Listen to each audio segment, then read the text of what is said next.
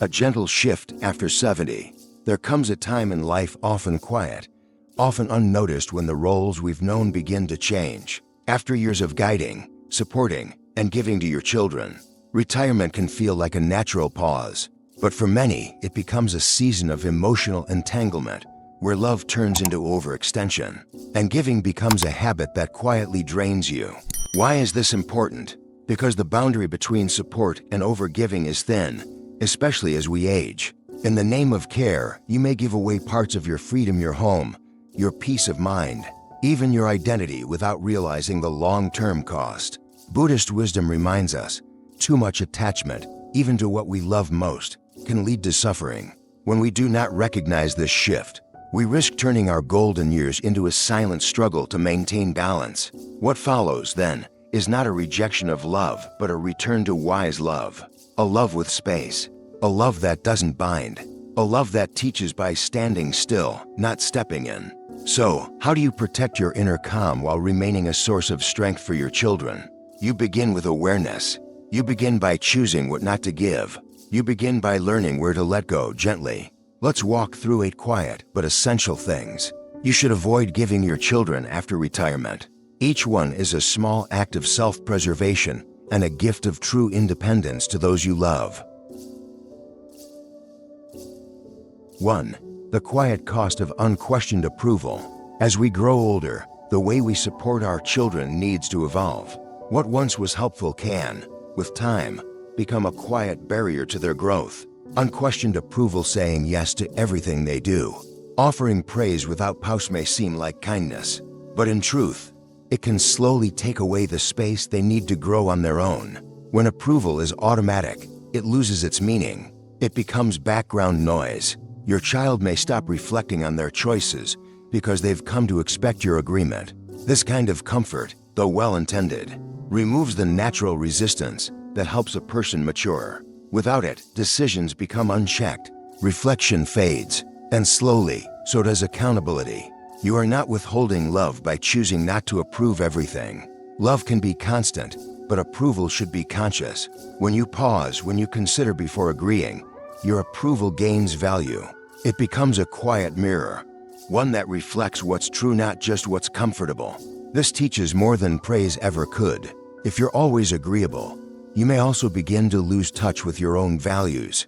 You may find yourself nodding when you don't truly agree, smiling when you feel uncertain. This can quietly build tension inside. Over time, that tension turns into emotional fatigue. You feel tired, but unsure why. You've been giving, but not from a place of clarity. There's also a risk of dependency, not financial, emotional. When your children grow too used to your unwavering support, they may start to look to you for approval before trusting their own voice. This doesn't build strength, it builds reliance. Not the healthy kind, but the kind that keeps both of you from stepping into your own space. To avoid this, you don't need to become harsh. You don't need to become distant. You only need to become still. Still enough to listen before you speak. Still enough to ask yourself, do I agree? Or am I simply trying to stay close? That pause is simple. Quiet can be your guide. Let your approval mean something. Let it come when it matters. Speak with care, not habit. Be present, not just supportive. When you stop approving everything, your children learn that your trust is something they earn. And you, in turn, stay grounded in your own truth. This is how you keep your independence without cutting ties. This is how you care without carrying. Not by giving more, but by giving with intention. And while approval may seem like a small thing, giving away your home carries even deeper consequences for your independence. 2. Don't give away the ground beneath your feet. Your home is more than just a building. It is your space, your rhythm, your protection. In this stage of life, it becomes a quiet anchor, a place that holds your memories, your habits, your peace. When you hand over your home too quickly, even to those you love most, you may also be giving away your grounding without realizing it. Why does this matter? Because security in later life is not just emotional, it's practical. It's where you sleep, where you breathe, where you feel in control. Giving up your home, be transferring ownership, moving in with your children, or making changes you didn't truly choose, can leave you exposed. exposed to instability, to dependence, and to dynamics that shift in ways you can't always predict. What begins as an act of trust can slowly turn into a sense of loss. Loss of privacy, loss of autonomy, loss of the simple freedom to say this is mine, and even when done with good intentions. This shift can affect how others see you and how you see yourself. Over time, you may begin to feel like a guest in your own life. If things go wrong, if your children's circumstances change, if their relationships shift, if stress arises, you may find yourself without options. Returning to stability once you've given it up can be difficult, emotionally and financially. Buddhist thinking reminds us to hold gently, but not carelessly, to give wisely, not completely. So what can you do? Pause before offering, reflect before giving. If you are considering sharing your home, ask, is this my choice or my compromise? Is this rooted in need or in fear of being alone? Let the answer guide you, not pressure, not guilt. If you wish to help, consider alternatives that don't remove your foundation. Offer support through conversation, shared planning, or other forms of care that keep your living space intact. Your home doesn't just shelter your body, it shelters your peace of mind. Protect it as such.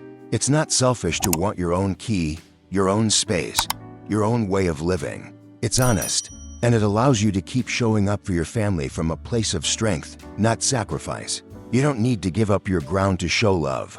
In fact, by standing firm, you offer your children a deeper lesson.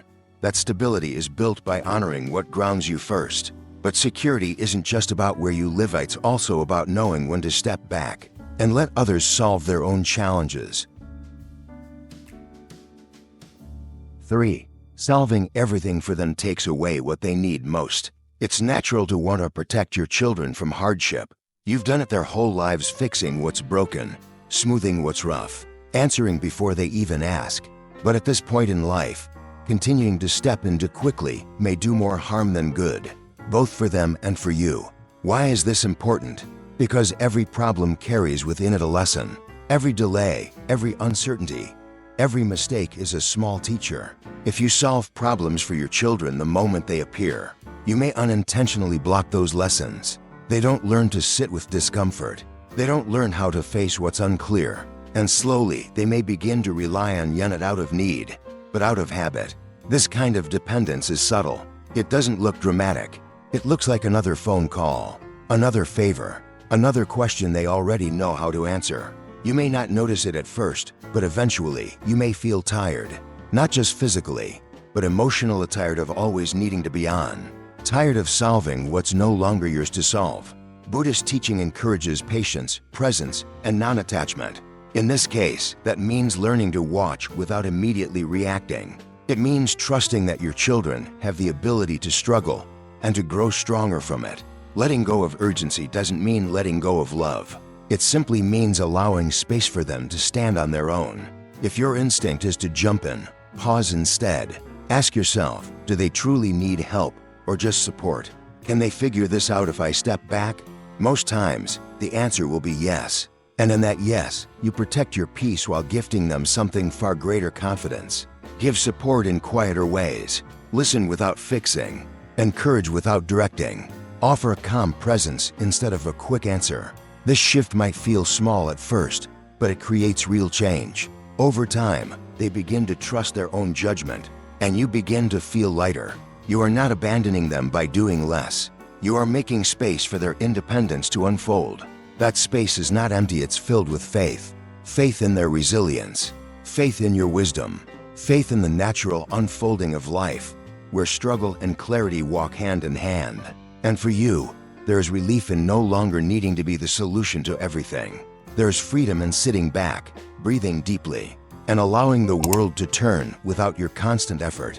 That stillness is not distance, it's a gift. For them, for you, for what comes next. As you begin to step back, it's also worth asking, who are you, beyond the role of always helping? 4. Don't lose yourself in the role of parent alone. Over the years, the role of being a parent may have shaped much of your life, your choices, your priorities, your sense of identity. But as your children grow into their own lives, it becomes essential to reconnect with who you are beyond that role. Holding on too tightly to your identity as a parent can slowly lead to an inner emptiness, especially when that role becomes less active, less needed, or less central. This matters because identity, like a home, needs solid ground.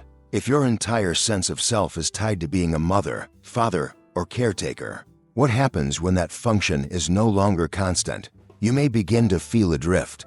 Your days may feel hollow, your voice quieter, your sense of value shaken.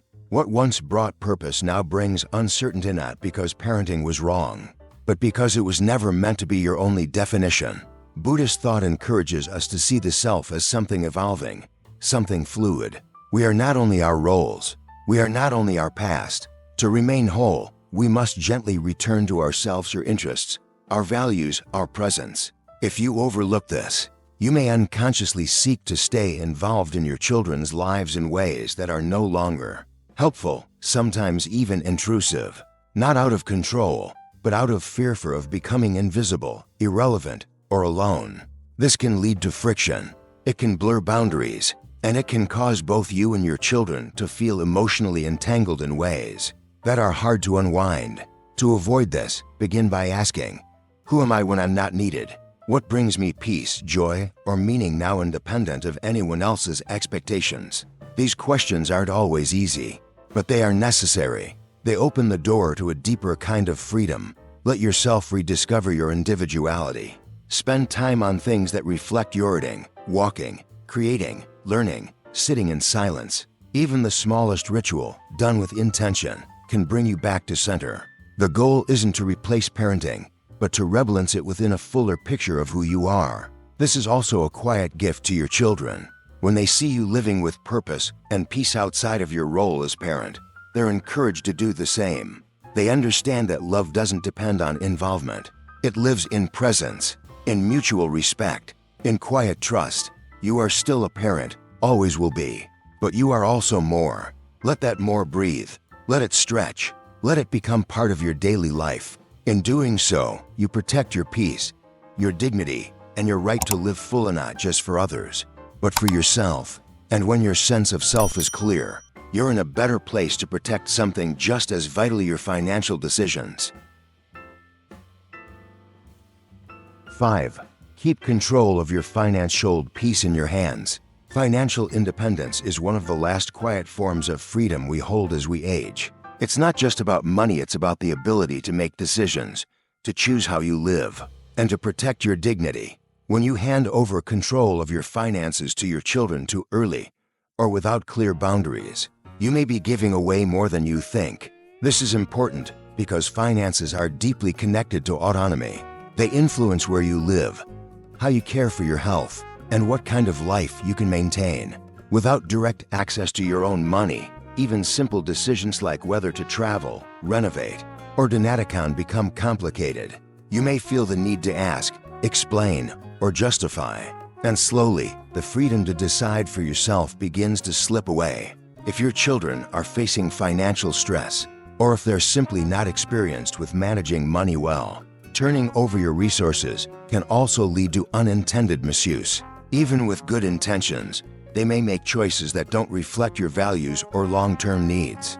Once those choices are made, it's often difficult to undo them. The result is not only financial loss, but emotional strain, disappointment, resentment, even shame. You don't have to be suspicious to be careful. Buddhist wisdom teaches us to act with awareness, not fear, not attachment, but clarity. Clarity means staying involved. Clarity means asking questions. Clarity means not stepping aside just to keep the peace. So what should you do? Keep your financial decisions in your own hands. If help is needed, involve a professional, a trusted financial planner, a neutral third party who can guide the process without emotional weight. If you want your children involved, include them in discussions, not control. Let them understand your wishes, but let the final word still be yours. Make your plans clear. Write them down. Update your will. Review your accounts. Protect what you've built, not just for yourself, but as a message. I respect what I've earned. I respect what I need. And I trust you enough to set boundaries. You don't need to explain every choice. You only need to know that you're choosing in alignment with your values. Whether you're generous or cautious, It should be your decision freely made. Your children will learn from this. They'll see that caring doesn't mean controlling. They'll see that independence doesn't mean disconnection. And you'll feel a kind of peace that comes only from living within your own means, by your own rhythm, without apology. This peace is worth protecting. It is quiet, but it is strong. It allows you to remain steady, balanced, and free no matter how the world around you shifts.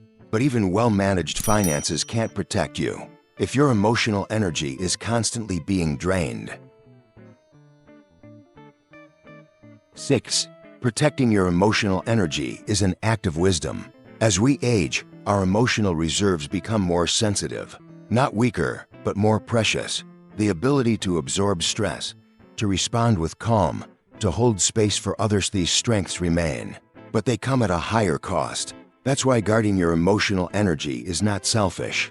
It is wise. It is necessary. This matters because emotional overextension can happen quietly. When your children share their worries, when their lives become chaotic, it's easy to carry their weight as if it's your own. You may listen longer than you should, offer more than you can, or internalize struggles that were never yours to resolve. Little by little, your mind becomes cluttered, your heart becomes heavy, and without realizing it, you lose touch with your own peace. When emotional boundaries are unclear, your health suffers, not only mentally, but physically. Constant stress can raise blood pressure, disturb sleep, and dull your sense of joy. You may find yourself feeling drained, reactive, or quietly resentful, unable to name why. That quiet erosion of well-being is often overlooked, especially when done in the name of love. Buddhist teaching encourages balance between compassion and detachment. Compassion means caring. Detachment means not clinging. Together, they allow us to show up fully without losing ourselves in the process.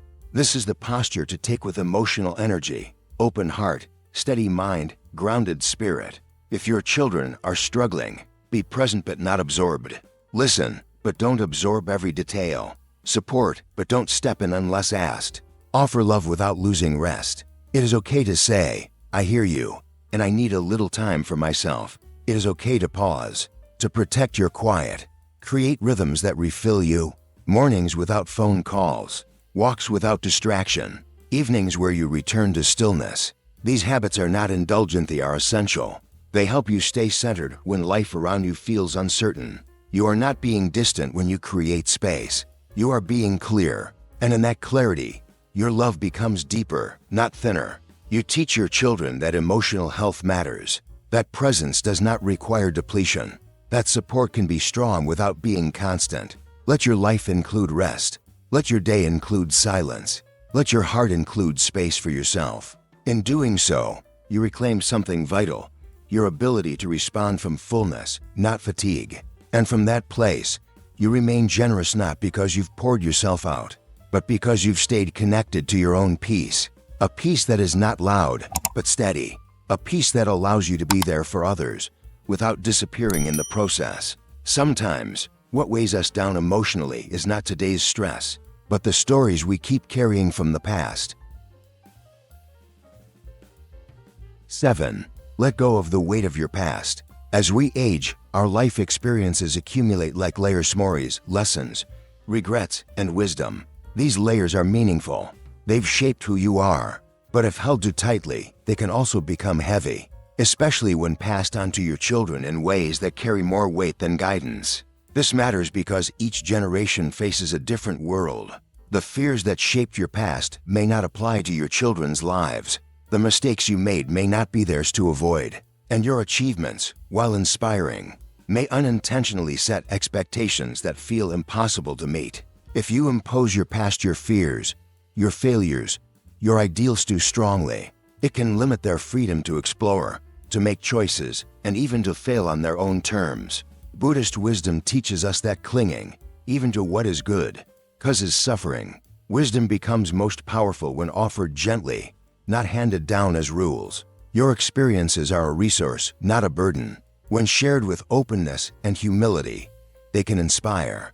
But when used to control or compare, they can create pressure and distance. If you're often tempted to say, "When I was your age," or "You should learn from what happened to me," pause. Ask yourself, am I trying to help, Or am I trying to protect them from a pain I haven't fully released? Often, the impulse to teach comes from our own unresolved emotions. And without care, those emotions can quietly pass from parent to child, unspoken but deeply felt. Let your children live their own stories. Let them make choices you might not make. Let them struggle. Let them succeed. Let them define life by what matters to them, not what defined you. You don't need to erase your past. You only need to loosen your grip on it. Speak about it when invited. Share lessons when asked. But trust that your children's lives don't need to echo yours to be meaningful. In fact, their differences are part of the beauty. You are not here to rewrite their story with your pen. You are here to walk beside them, sometimes close, sometimes from a distance, with quiet understanding. The less you push your past onto them, the more you free both yourself and them to live fully in the present. This doesn't mean silence. It means presence. It means choosing when to speak and when to simply be there. It means turning your past into wisdom, not weight. You've lived enough to know how heavy life can be. Now is the time to live light. Let your memories be a garden, a chain. Let your words be soft and your silence strong. That is how you pass on peace, not pressure. And once the past is softened, what remains is the present, where your voice, your choice, still deeply matter. 8. Don't hand over control of your life too soon. It's natural to want ease in later life. After years of responsibility, you may feel ready to let others handle things, decisions, errands, plans, and often your children will step in gladly. But if you surrender control of your life too soon or too completely, you may lose something far more valuable than convenience. This is important because your ability to make choices, small and large, is directly tied to your sense of dignity.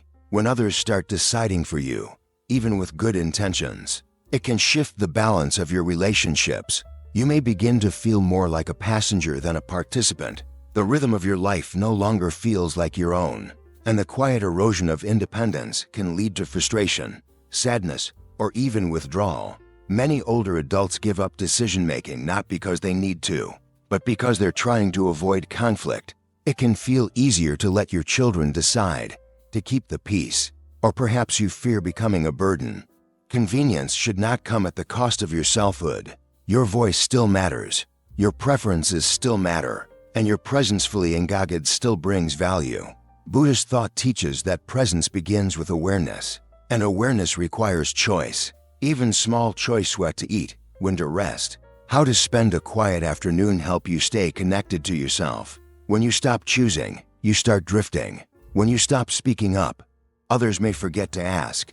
If your children are making too many decisions for you, pause. Ask yourself, is this truly helpful, or is it quietly taking something away? If you find that your days are shaped more by others' plans than your own, it may be time to gently reset the boundaries. You can do this without conflict. Speak clearly. Say, I'd like to decide this one, or that doesn't feel right to me. Say it with calm, but say it with clarity. Your steadiness will be heard. Stay involved in your own life. Review your medical choices. Ask questions. Keep track of your schedule. Say no when you need to. Say yes when it brings you joy, not just when it's expected. These actions may seem small, but they restore a deep inner balance. Your children don't need to run your life to care for you. In fact, your strength teaches them more than your surrender ever could. Show them what it means to age with presence, not passivity. Show them that respect begins with self-respect. To live with peace, you must remain at the center of your own life. That center is not loud, but it is steady. It is the quiet power to say, this is who I am, and this is how I choose to live. Hold that gently, but hold it firmly, because in the end, the deepest peace comes not from what you've given, but from what you've chosen to keep. Peace grows when you choose gently, not give everything away. In this stage of life, your role is no longer to give everything, but to give wisely, not from habit, but from clarity. Your love does not depend on over-approval, constant support, or self-sacrifice. It lives in presence. It grows through respect both for others and for yourself. If you forget this, you may slowly give away your energy, your space, your choices, even your sense of self. Not all at once, but bit by bit. And one day, you may feel lost inside a life shaped more by obligation than intention. That quiet disconnection is what we seek to prevent. These lessons about approval, space, identity, boundaries are not rules. They are reminders. Reminders that your wisdom is still needed, but not as control. That your kindness matters, but not as surrender. That your independence is not selfish, it's sacred. So what can you do? Pause more often. Speak with calm. Choose when to give and when to let go. Keep what centers your home, your time, your voice. Protect your peace not as a wall, but as a way of living that honors what you've learned. Show your children what it means to live with balance. Show them that aging is not retreat, but refinement. Not about being needed, but about being whole. You are still growing, still choosing, still shaping the space around you. Let each choice come from stillness, not pressure. From strength, not fear. And let your final gift to your family be the example of a life lived not by duty, but by awareness.